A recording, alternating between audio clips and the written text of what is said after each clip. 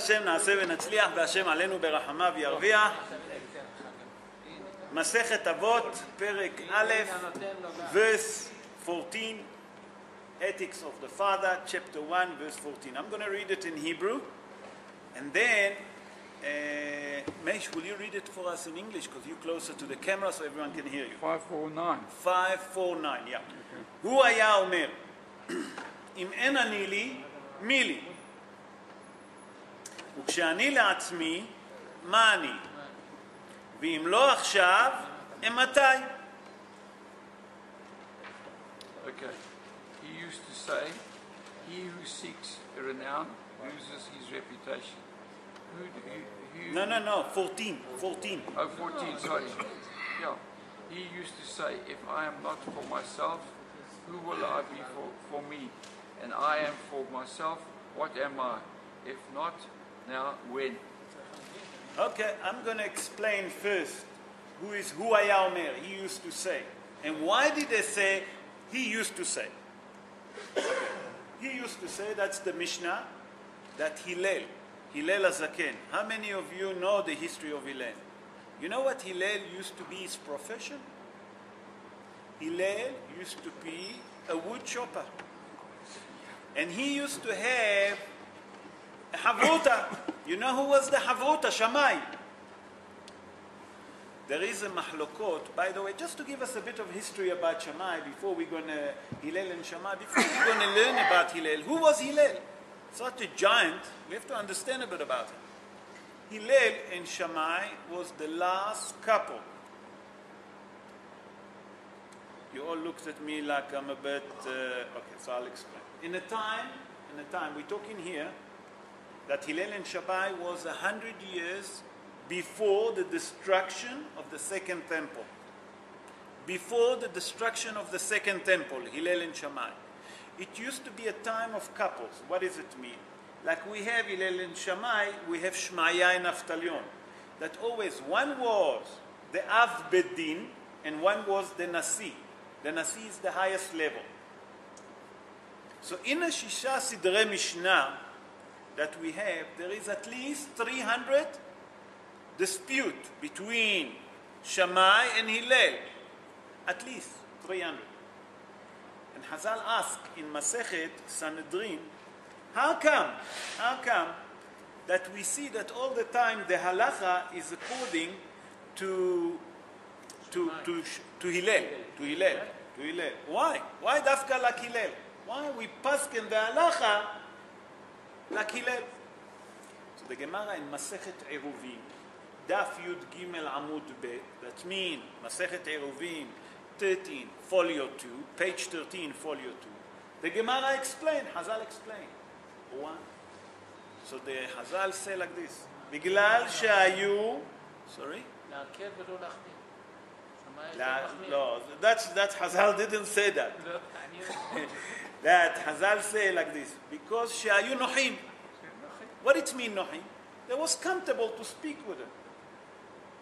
והיו עלובים. What it mean aluvim? That it was comfortable to speak to them. From the other way, there was humbles. What it mean humbles? That there is a story that the Gemara also bring about Hillel, how humble he was. But if I start, we'll never finish. We just make one show about Hillel. But just one more thing about Hillel. Hillel makes for us the takana of the posbul. Everyone heard about the posbul. We all the time feeling posbul before the 7 year. That means Shnat HaShmita.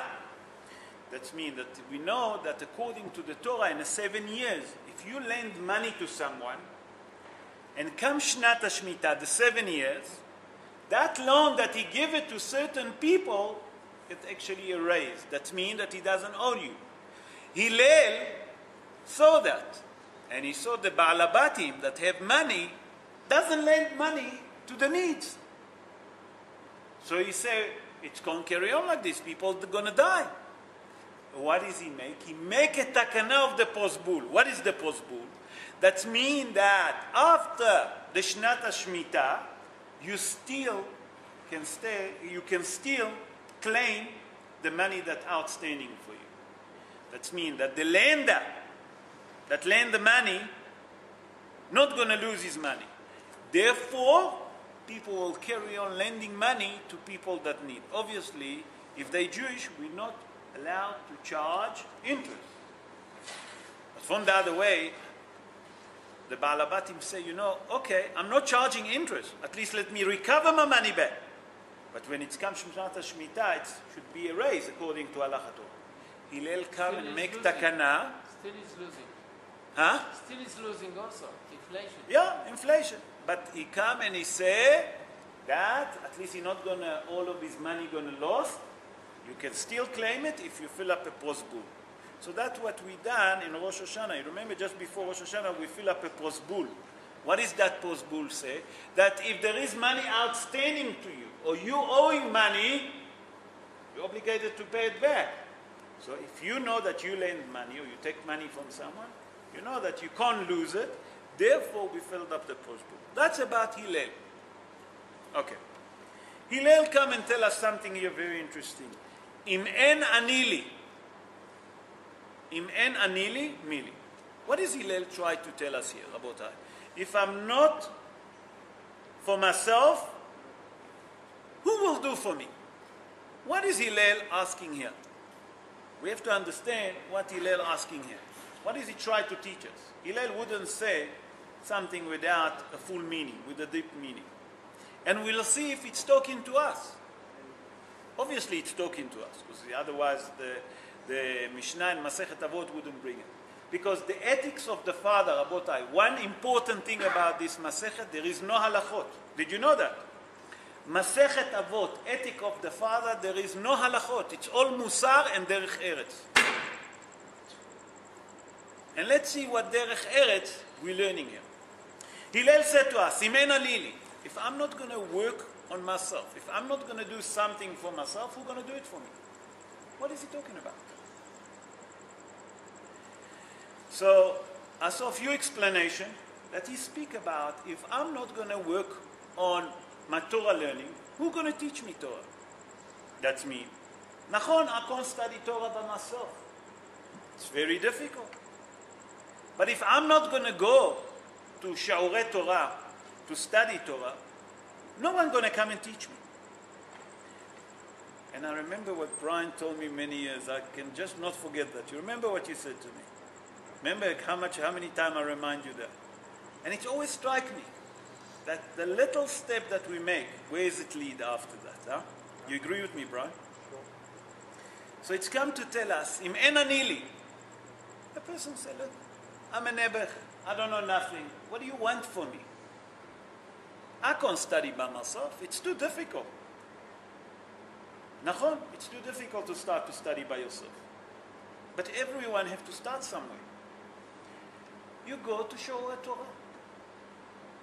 A shi'ur that does fit your needs. And Baruch Hashem, in this campus, there is so many shi'urim that everyone can choose. There is so many different shi'urim. So it's come to tell you, you obligated to your work on your own Yiddishkeit. No one going to bring you your Yiddishkeit to your step door. You want Yiddishkeit? You have to search for it. You have to go and work for it hard. Im en anili mili. I have to do that. But we'll see what does it mean. We'll go later on. Because here we'll see that it's according, just a person has to work on himself. But it's not so simple. Ukshani la'atzmi. And when I work on myself, okay, I go on and I study Torah. And I go to Shi'urim. I listen to Rabbi X. I listen to Rabbi Y. Now I know. So I know a bit of Mishnah, I know a bit of Halacha, I know a bit of Gemara, Parshat HaShavua, Halachot, I know a bit. Look what he said. Mani, what am I? If I worked on myself, what am I? Whoa. A minute ago you told me that I'm obligated to do it for myself. Now you told me when I know, what am I? What are you trying to tell me here? What are you trying to say here? We have to understand. Hillel tells us something very important, Rabotai. When a person works on himself, and he know now a bit of Torah, he know halachot, He knows a bit of mishnah. That's not enough. Money. What does it mean, money? If I'm going to do it only for myself, what am I? Here comes the main crucial point. It's a money that I'm obligated to do for others. Not just for ourselves. A person can't say, I'm just working on my own character traits. I'm working on my own Torah. I become a great scholar. It's not enough, no. There is what we call zikuy harabim. To work and to help others that doesn't know. Now everyone going to say, but I'm not a rabbi. I can't lecture. I can't give a showing. Nachon, you can't give a showing. Maybe you can't. Maybe you can. But at your house, you are the own rabbi. Everyone at home, he's his own rabbi. When the wife asks halacha, we should know how to answer. Simple question. You know, the other day I've been... Don't be smiling. The other day I've been asked, I get a phone call, Rabbi, I have a problem. I say, what's the problem? Listen to that. My wife, we eaten a meat. They eaten a meat dinner. They have a dinner. And my wife put the plate on a milchik sink. That's all? He said, no, listen what's happened. My wife put the water and she put soap on it. No. I said, what's the problem? He said, do I need to change the sink? You're all laughing. I said, what kind of a sink is it? I wanted to tease him. It's a stainless steel sink.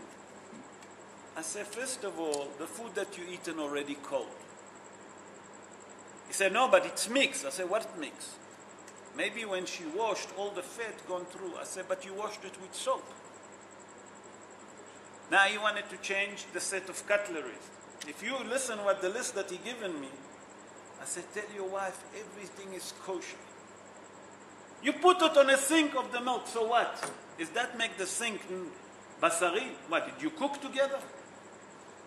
And anyway, I said to him, kli sheni eno mevashel. A second vessel that not cook. What's the problem? And the vessel that you eaten already cooled down. I given him so many. It's just to tell a small thing. So when you become at home and the wife asks you a simple question, we should know how to answer. You should be the rabbi at home. Each one of us is the rabbi of his own house. That's a simple thing. And that's what Hillel come to teach us. Im en anili, mili. What does it mean, mili? Who's going to do for me? So that's me that I have to be the rabbi at home. But then he come and he add up something very important.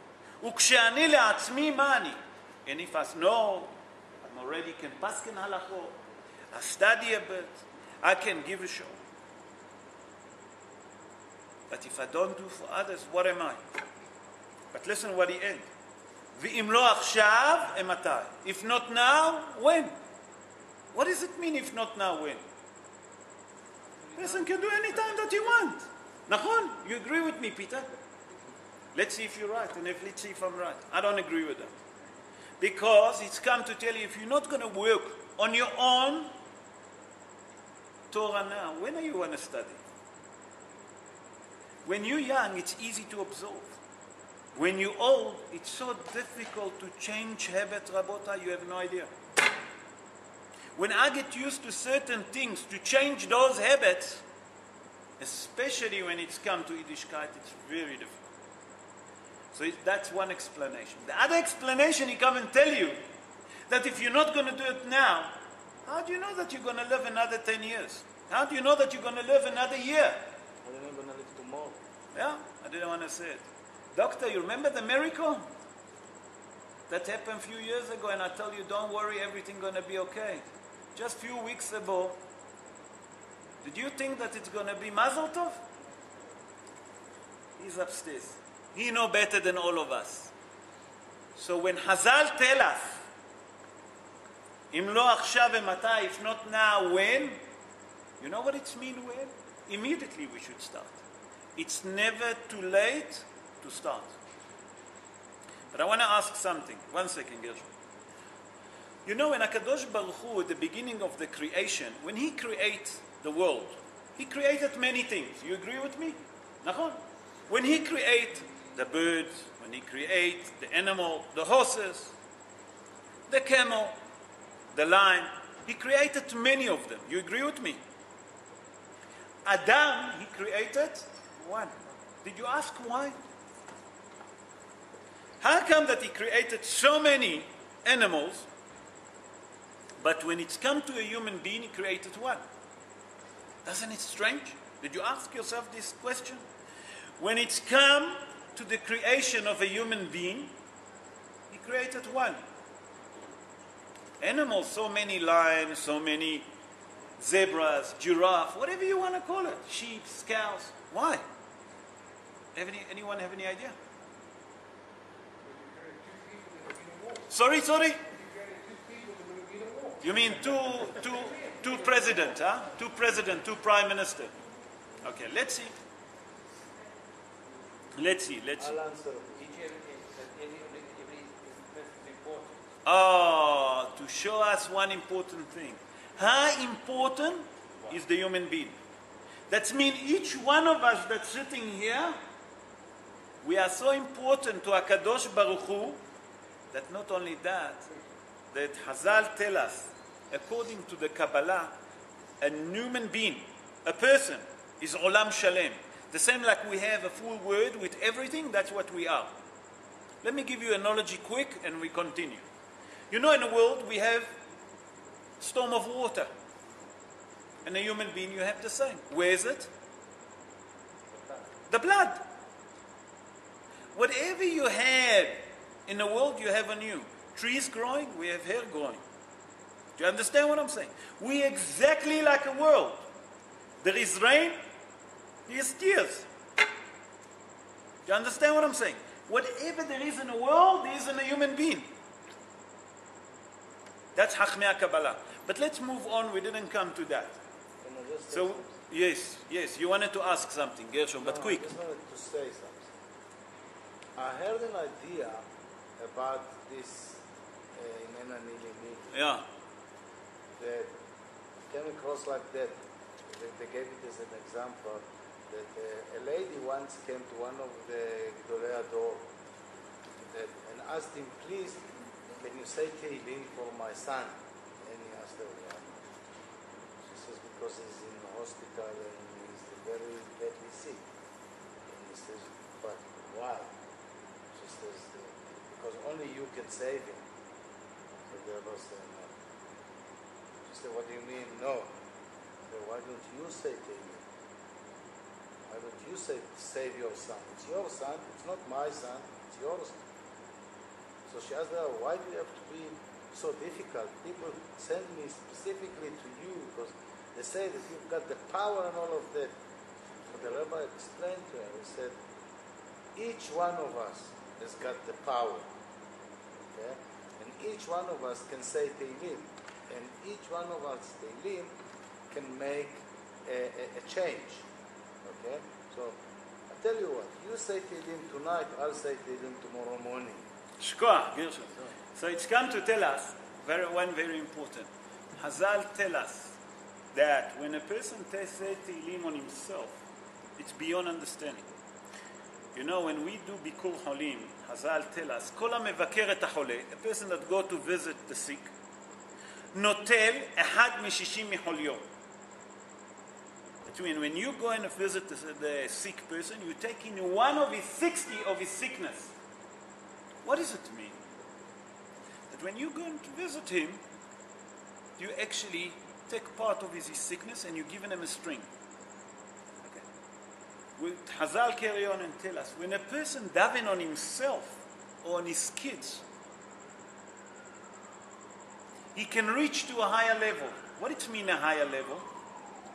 That means his berachot and his davening can crack the heaven. When a mother daven to her own son, or a father davening for his own son, for his health, it's beyond understanding. And the same with the Holeh, if he daven for himself. But Has v'Shalom, the opposite can happen. That when parents get lost temper with their kids and they swear on them, that actually curse can catch you. The same like we have the string. I'm going to explain. I see that many of you didn't understand. I'm going to clear it up. The same like the parents can help the child more than other people daven for him. But if they get cross with him, like a mother said to her son, the hell with you, because he's upset her, whatever the case is, that curse can actually work better than other people. Why? Because the relationship between a son and a mother, a daughter and the parents, and a person himself have a higher connection up in heaven. But that's not the main show. So now, when a rabbi daven, what is the rabbi told her? You know why the rabbi tell her to daven? Because the rabbi, he knows that he's not God. He can daven. It's up to HaKadosh Baruch Hu to decide. Maybe you have a better connection, an analogy. But when a mother daven, or a father daven to his son, it's beyond understanding. Why? Because he daven where? From the bottom of his heart. I can daven for someone. Someone send me quite often SMSs, please daven for that person. I'm trying to do full kavanah, but I don't know him. You can't compare when a mother daven to someone else. Do you understand me? That's why he meant to tell her. Yes. What happens when a child davens for his parents? The same. The same. Higher level. But look, we moved a bit from the show. Let's go back. And now we say, Ve'im lo achshav ematai. That means that if we're not going to go out and do whatever we can for other people, when? When are you planning to do good deeds for others? When are we going to stand and do for others? It's not enough to do for me, for my family, for my kids. What about the others? The others doesn't need me. Sometimes we have to understand that we have to extend beyond our needs. Let's go for others. Let's do for others. It's more important. That to study Torah, it's a great thing. But what about those that can't study Torah? We have to extend it for them. That means we have to allow them to know a bit more than what they can do by themselves. Because not many people can sit and say, listen, I can study a mishnah by myself, I can do the explanation of the parsha, or to study Gemara by himself. And Rabotai, it's very important for us to understand that Zikui Arabim, what it means Zikui Arabim?